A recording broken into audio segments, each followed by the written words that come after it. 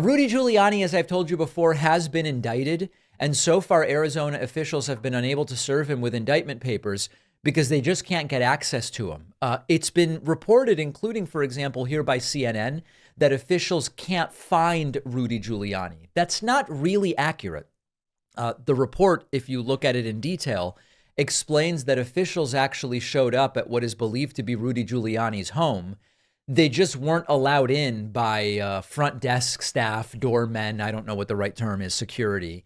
So they did find Rudy, but they were not able to get access. And part of this is a little bit strange because very often Rudy Giuliani will do his live show to the extent that it's a show. Rudy will do the live show from publicly identifiable places. Now, of course, they are often kind of like behind a security cordon or some kind of front desk. I think sometimes he films from down in Florida when he's visiting Mar-a-Lago or some other Trump resorts or locations. So to say that they are unable to find Rudy doesn't seem totally accurate, but they've certainly not been able to physically get access to him. And so I can't imagine this is going to continue indefinitely. The CNN report says that Arizona prosecutors have been trying for weeks and so far failed to serve Rudy with the indictment. And this all relates to the indictment in Arizona over that fake electors scheme. So this is all kind of weird.